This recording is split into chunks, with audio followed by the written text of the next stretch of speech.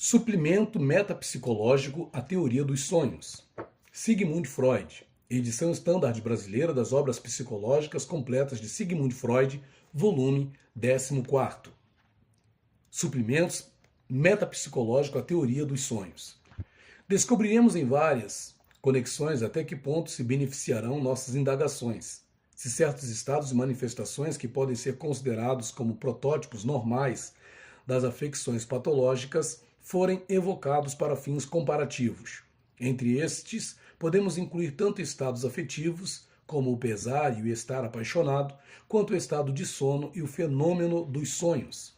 Não estamos habituados a pensar muito no fato de que todas as noites os seres humanos põem de lado os invólucros com que envolvem sua pele e qualquer coisa que possam usar como suplemento aos órgãos de seu corpo, na medida em que tenham conseguido compensar as deficiências desses órgãos por substitutos, por exemplo, os óculos, os cabelos e os dentes postiços e assim por diante. Podemos acrescentar que quando vão dormir despem de modo inteiramente análogo suas mentes, pondo de lado a maioria de suas aquisições psíquicas. Assim, sob ambos os aspectos, aproximam-se consideravelmente da situação na qual começaram a vida. Somaticamente, o sono é uma reativação da existência intrauterina, na medida em que atende às condições de repouso, calor e exclusão do estímulo. Na realidade, durante o sono, muitas pessoas retomam a posição fetal. O estado psíquico de uma pessoa adormecida se caracteriza por uma retirada quase completa do mundo circundante e de uma cessação de todo interesse por ele. Na investigação dos estados psiconeuróticos, somos levados a ressaltar em cada um deles o que se conhece por regressões temporais, isto é, a quantidade de recessão de desenvolvimento que lhe é peculiar. Distinguimos duas dessas regressões, uma que afeta o desenvolvimento do ego e outra o da libido. No estado de sono, a última é elevada ao ponto de restauração do narcisismo primitivo, enquanto a primeira remonta à etapa da satisfação alucinatória dos desejos. É, sem dúvida, o estudo dos sonhos que nos ensina o que sabemos das características psíquicas do estado de sono. É verdade que os sonhos só nos revelam aquele que sonham na medida em que ele não está dormindo. Não obstante, estão fadados a revelar ao mesmo tempo características do próprio sono. Viemos a conhecer pela observação algumas peculiaridades dos sonhos que de início não pudemos compreender, mas que agora podemos encaixar no quadro sem dificuldade. Desse modo, sabemos que os sonhos são inteiramente egoístas e que a pessoa que desempenha o principal papel em suas cenas deve sempre ser reconhecida como aquela que sonha. Isso é agora facilmente explicado pelo narcisismo do estado de sono. O narcisismo e o egoísmo, na realidade, coincidem. A palavra narcisismo destina-se apenas a ressaltar o fato de que o egoísmo é também um fenômeno libidinal, ou expressando-o de outra maneira, o narcisismo pode ser descrito como complemento libidinal do egoísmo. A capacidade de diagnóstico dos sonhos, um fenômeno geralmente reconhecido, mas considerado enigmático, se torna igualmente compreensível. Nos sonhos, a doença física incipiente é com frequência detectada, mais cedo e mais claramente do que na vida de vigília, e todas as sensações costumeiras do corpo assumem proporções gigantescas. Essa amplificação é por natureza hipocondríaca, depende da retirada de todas as catexias psíquicas do mundo externo para o ego, tornando possível o reconhecimento precoce das modificações corporais que na vida de vigília permaneceriam inobservadas ainda por algum tempo. Um sonho nos diz que estava acontecendo alguma coisa que tendia a interromper o sono e nos permite compreender de que maneira foi possível desviar essa interrupção. O resultado final é aquele que dorme, sonha e é capaz de continuar dormindo. A exigência interna que lutava por ocupá-lo foi substituída por uma experiência externa, cuja exigência foi eliminada. Um sonho é, portanto, entre outras coisas, uma projeção, uma externalização de um processo interno. Podemos recordar que já encontramos a projeção em outra parte, entre os meios adotados para a defesa. Também o mecanismo de uma fobia histérica culmina no fato de que o indivíduo é capaz de se proteger mediante tentativas de fuga contra um perigo externo que ocupa o lugar de uma reivindicação instintual interna. Adiaremos, contudo, o estudo mais detalhado da projeção até que cheguemos a analisar a desordem narcisista, na qual esse mecanismo desempenha um papel muito marcante. De que forma, porém, pode surgir um caso em que a intenção de dormir se choca com uma interrupção? A interrupção pode provir de uma excitação interna ou de um estímulo externo. Consideremos primeiro o caso mais obscuro e mais interessante da interrupção, que parte de dentro. A observação revela que os sonhos são instigados por resíduos do dia anterior, catexias do pensamento que não foram submetidas à retirada geral das catexias, mas retiveram, apesar disso, certa quantidade de interesse libidinal ou de outra natureza. Assim, o narcisismo do sono, desde o início, teve de abrir uma exceção nesse ponto, e é aqui que começa a formação de sonhos. Na análise, tomamos conhecimento desses resíduos do dia sob a forma de pensamentos oníricos latentes, e por causa disso, e por causa tanto de sua natureza quanto de toda a situação, devemos considerá-los como ideias pré-conscientes, pertencentes ao sistema PCS.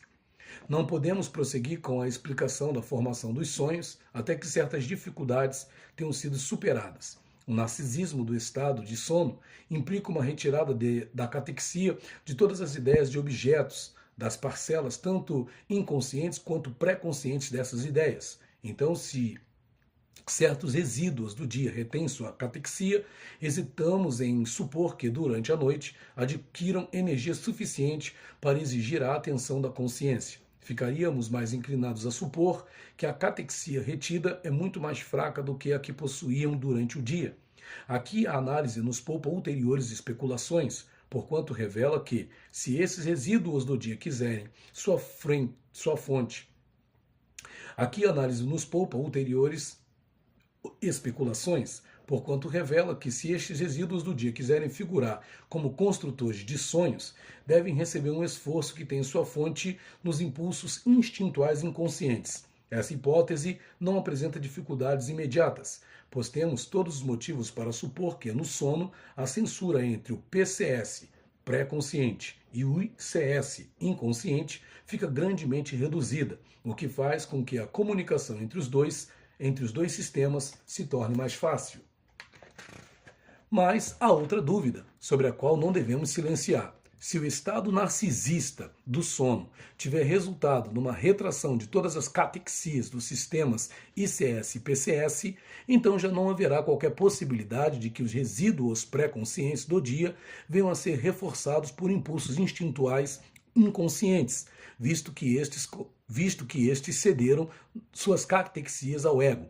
Aqui a teoria da formação dos sonhos termina numa contradição, a menos que possamos salvá-la mediante uma modificação em nossa suposição sobre o narcisismo do sono.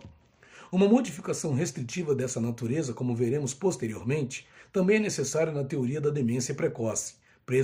Presumivelmente, isso se deve ao fato de que a parcela reprimida do sistema ICS não atende ao desejo de dormir proveniente do ego, de que retém sua catexia no todo ou em parte, e de que, em geral, em consequência da repressão, adquire certa independência do ego.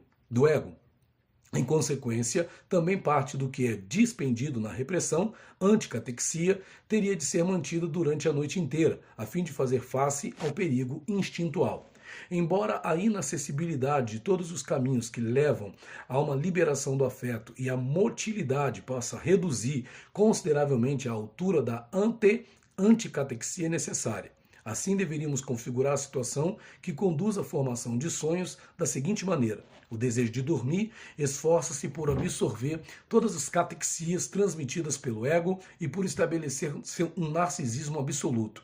Isso só pode ter um sucesso parcial, pois o que é reprimido no sistema ICS não obedece ao desejo de dormir. Portanto, uma parte das anticatexias tem de ser mantida, e a censura entre o ICS e o PCS deve permanecer, mesmo que não seja com toda a sua força. Até onde se estende o domínio do ego, todos os sistemas ficam esvaziados de catexias. Quanto mais fortes forem as catexias instintuais do ICS, mais instável será o sono.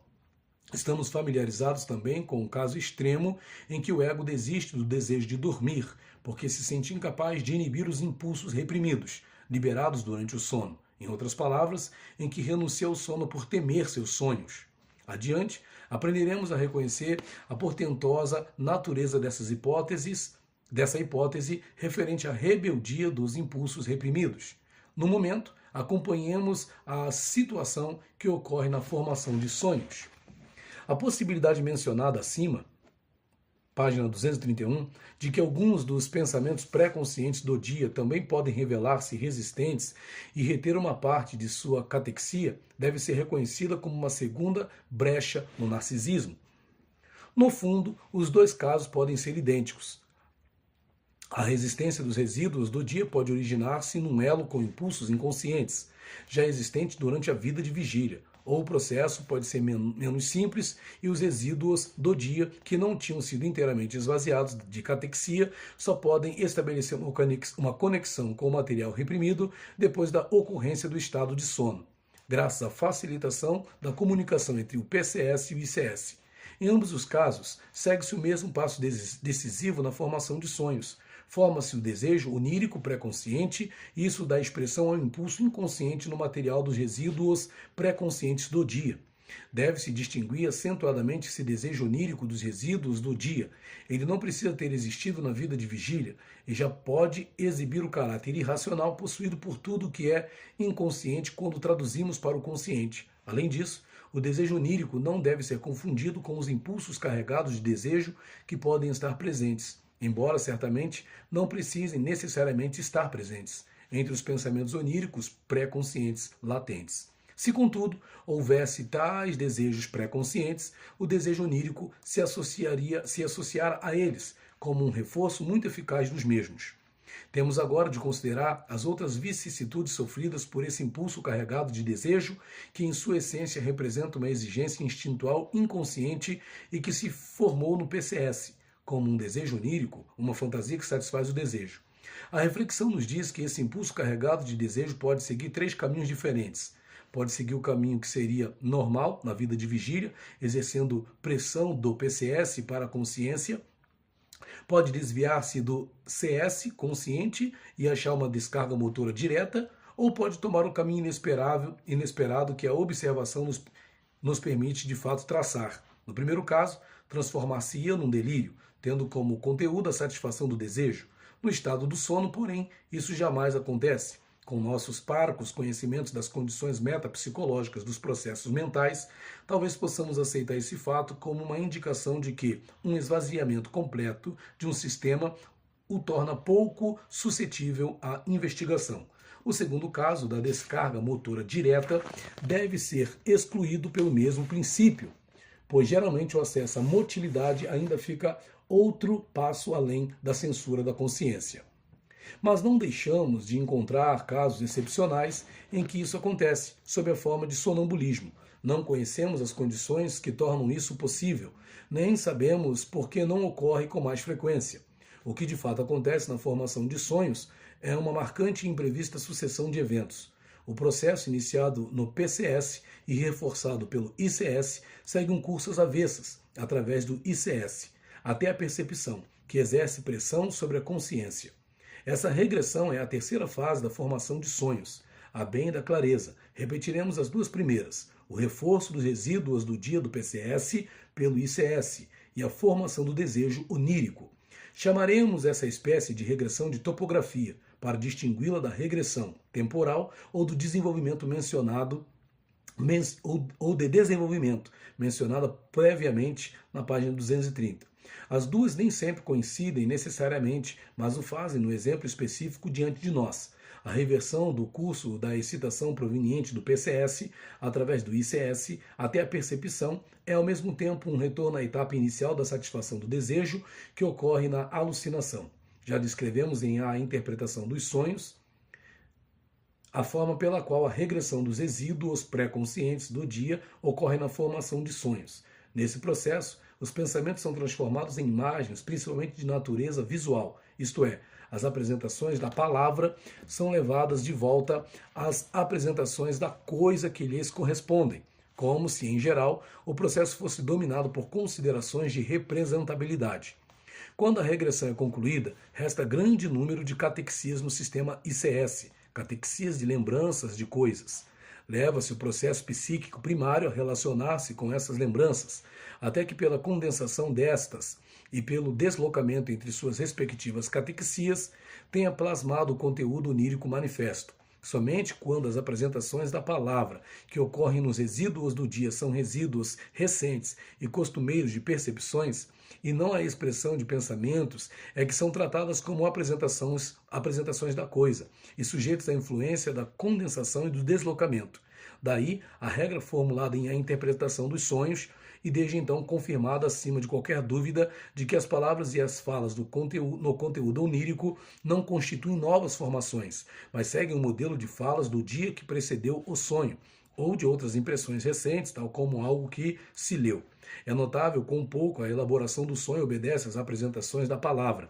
Ela está sempre pronta a trocar uma palavra por outra, até encontrar a expressão mais conveniente para a representação plástica. É neste sentido que a diferença essencial entre a elaboração de sonhos e a esquizofrenia se torna clara. Na última, o que se torna objeto de modificação pelo processo primário são as próprias palavras, nas quais o pensamento pré-consciente foi expresso. Nos sonhos, o que está sujeito a essa modificação não são as palavras, mas a apresentação da coisa a qual as palavras foram levadas de volta. Nos sonhos há uma regressão topográfica, na esquizofrenia não. Nos sonhos existe livre comunicação entre catexias da palavra, PSS, e catexias da coisa, ICS, enquanto é uma característica da esquizofrenia que essa comunicação seja interrompida.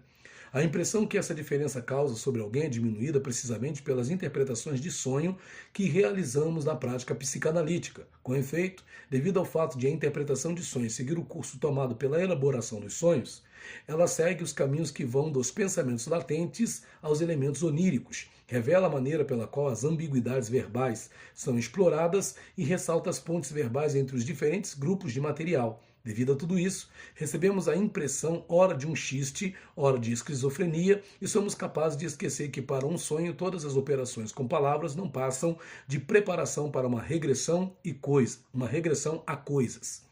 A conclusão do processo onírico consiste no conteúdo do pensamento, regressivamente transformado e elaborado numa fantasia carregada de desejo, tornando-se consciente como uma percepção sensorial. Enquanto isso ocorre, ele passa por uma revisão secundária, a qual todo conceito perceptual está sujeito. O desejo onírico, como dizemos, é alucinado, e como uma alucinação encontra-se com a crença na realidade de sua satisfação. É precisamente em torno dessa peça concludente na formação de sonhos que se centralizam as mais graves incertezas, e é com o propósito de elucidá-las que nos propomos comparar os sonhos com estados patológicos que lhes são afins. A formação da fantasia carregada de desejo e a sua regressão à alucinação constituem as partes mais essenciais do trabalho onírico, mas não pertencem exclusivamente aos sonhos. São também encontradas em dois estados mórbidos, na confusão alucinatória aguda, a amência de Meinert, e na fase alucinatória da esquizofrenia.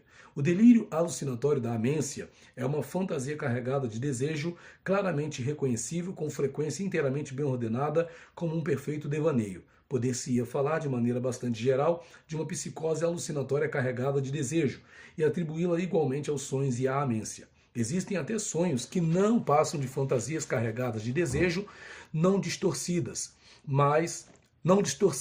com um conteúdo muito rico. A fase alucinatória da esquizofrenia tem sido estudada com menor aprofundamento. Parece ser, em geral, de natureza composta, mas em sua essência poderia corresponder a uma nova tentativa de restituição, destinada a restaurar uma catexia libidinal às ideias de objetos. Não posso estender a comparação a outros estados alucinatórios em várias desordens patológicas, porque não tenho experiência própria nesses casos da qual me possa valer, e não posso utilizar a de outros observadores. Queremos esclarecer que a psicose alucinatória carregada de desejo nos sonhos ou em outras situações alcança dois resultados que de modo algum são idênticos. Ela não só traz desejos ocultos ou reprimidos para a consciência, como também os representa com toda a crença do indivíduo como satisfeitos. A concomitância desses dois resultados exige explicação. É de todo impossível sustentar que os desejos inconscientes devem necessariamente ser considerados como realidades tão logo se tenham tornado conscientes, pois, como sabemos, somos capazes de distinguir as realidades de ideias e desejos, por mais intensos que possam ser. Por outro lado, parece justificável presumir que a crença na realidade está vinculada à percepção através dos sentidos, uma vez que um pensamento tem enveredado pela regressão até chegar aos traços de memória inconscientes dos objetos e daí à percepção. Aceitamos essa percepção como real. Assim, a alucinação traz consigo a crença na realidade. Agora temos de nos perguntar o que é que determina a formação de uma alucinação. A primeira resposta seria a regressão. E isso substituiria o problema da origem da alucinação pelo mecanismo da regressão. No tocante aos sonhos, esse último problema não precisa permanecer por muito tempo sem resposta. A regressão dos pensamentos oníricos, do PCS, as imagens minêmicas das coisas, constitui claramente o resultado da atração que os representantes instintuais do ICS, por exemplo, lembranças reprimidas de experiências, exercem sobre os pensamentos postos em palavras. Mas logo percebemos que estamos numa pista falsa, se o segredo da alucinação nada mais é que o da regressão. Toda regressão com intensidade suficiente produziria alucinação com crença em sua realidade. Estamos, no entanto, bem familiarizados com situações nas quais, em processo de reflexão regressiva, traz à consciência imagens visuais minêmicas muito claras, embora nem por isso as consideremos, por um momento que seja como percepções reais. Além disso, poderíamos muito bem imaginar a elaboração de sonhos penetrando em imagens minêmicas dessa natureza, tornando consciente para nós o que era previamente inconsciente e nos expondo uma fantasia carregada de desejo que desperte nosso anseio, mas que não devemos considerar como uma real satisfação do desejo. A alucinação, portanto, deve ser algo mais que a revivescência regressiva de imagens minêmicas que em si mesmas são ICS. Além disso, tenhamos ainda em mente a grande importância prática de distinguir as percepções das ideias, por mais intensamente que sejam recordadas. Toda a nossa relação com o mundo externo, com a realidade, depende de nossa capacidade nesse sentido. Formulamos a ficção de que nem sempre possuímos essa capacidade, de que, no começo de nossa vida mental, de fato alucinamos o objeto que nos satisfaria quando sentimos necessidade disso. Mas, em tal situação, a satisfação não ocorreu, e essa falha deve ter feito com que logo criássemos algum dispositivo com a ajuda do qual fosse possível distinguir tais percepções carregadas de desejo de uma real satisfação e evitá-las no futuro. Em outras palavras, desistimos da satisfação alucinatória de nossos desejos ainda muito cedo e estabelecemos uma espécie de teste da realidade. Precisamos saber agora em que é que consistia esse teste da realidade e como a psicose alucinatória carregada de desejo que aparece nos sonhos, na amência e em condições semelhantes, consegue aboli-lo e restabelecer a antiga modalidade de satisfação. A resposta poderá ser dada se agora passarmos a definir mais precisamente o terceiro de nossos sistemas psíquicos, o sistema CS, que até o momento não distinguimos nitidamente do PCS. Em a interpretação de sonhos, já tínhamos sido levados a considerar a percepção consciente como a função de um sistema especial, ao qual atribuímos certas propriedades curiosas, e ao qual teremos agora bons motivos para atribuir também outras características. Podemos considerar esse sistema, lá denominado PCPT, como coincidindo com o sistema CS, de cuja atividade o tornar-se consciente em geral depende. Não obstante, mesmo assim, o fato de uma coisa se tornar consciente ainda não coincide inteiramente com o fato de ela pertencer a um sistema, pois aprendemos que é possível estarmos cônscios de imagens sensoriais minêmicas, as quais de forma alguma podemos permitir uma localização psíquica nos sistemas CS ou PCPT. Devemos, contudo, adiar o exame dessa dificuldade até que possamos focalizar nosso interesse no próprio sistema CS. Por ora, podemos presumir que a alucinação consiste numa catexia no sistema CS, PCPT entre aspas, a qual, contudo, não se origina, como normalmente, do exterior, mas do interior, e que uma condição necessária para a ocorrência da alucinação é que a regressão seja levada longe o suficiente para alcançar esse próprio sistema, sendo assim capaz de passar pelo teste da realidade.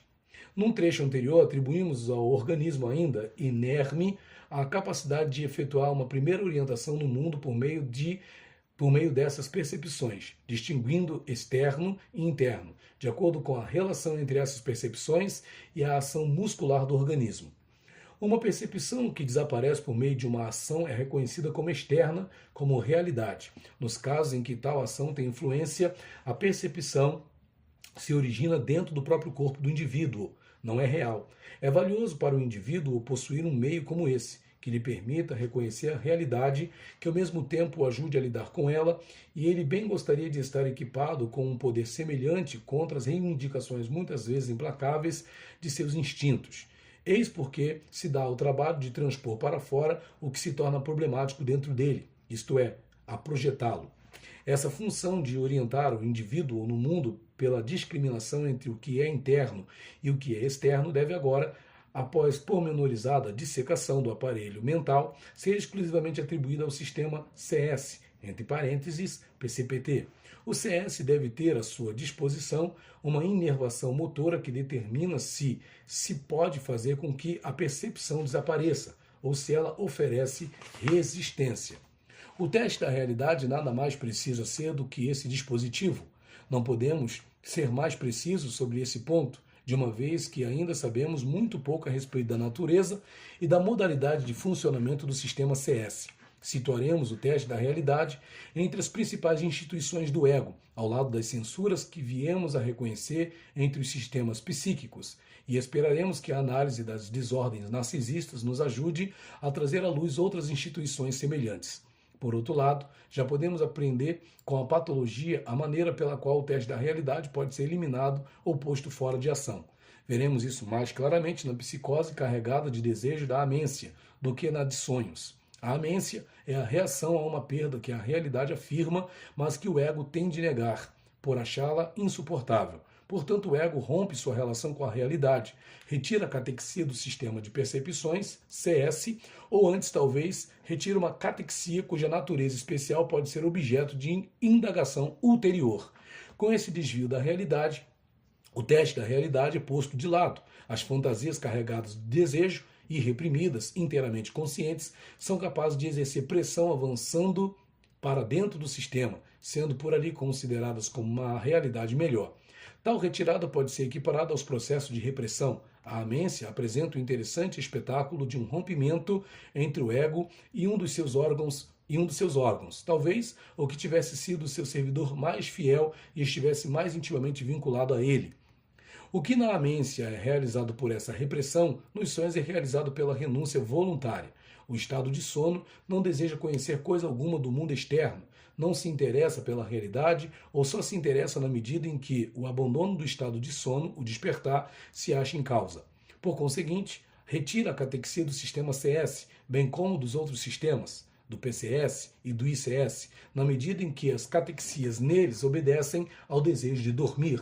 Com o sistema CS assim não catexizado, a possibilidade do teste da realidade é abandonada e as excitações que, independentemente do estado de sono, entraram no caminho da regressão, encontrarão esse caminho desimpedido até o sistema CS, onde elas valerão como realidade indiscutida. Quanto à psicose alucinatória da demência precoce, inferiremos de nosso exame que essa psicose não pode estar entre os sintomas iniciais da afecção. Só se torna possível quando o ego do paciente se acha de tal forma desintegrado que o teste da realidade não atrapalha mais a alucinação. No que diz respeito à psicologia dos processos oníricos, chegamos ao resultado segundo o qual todas as características essenciais dos sonhos são determinadas pelo fator condicionante do sono. Aristóteles, há muito tempo, estava inteiramente certo ao afirmar, em seu modesto pronunciamento, que os sonhos constituem a atividade mental daquele que dorme. Podemos ampliar esse conceito e afirmar que os sonhos são um resíduo da atividade mental, tornado possível pelo fato de que o estado narcisista de sono não pôde ser completamente estabelecido. Isso não parece diferir muito daquilo que psicólogos e filósofos sempre afirmaram, mas se baseia em concepções bem diferentes sobre a estrutura e função do aparelho mental. Essas concepções têm uma vantagem sobre as anteriores, a de nos terem permitido compreender também todas as características pormenorizadas dos sonhos. Finalmente, consideremos mais uma vez o significativo esclarecimento que a topografia do processo de repressão nos dá sobre o mecanismo das perturbações mentais. Nos sonhos, a retirada da catexia, libido ou interesse afeta igualmente todos os sistemas. Nas neuroses de transferência, a catexia do PCS é retirada. Na esquizofrenia, a catexia do ICS. Na amência, a do CS.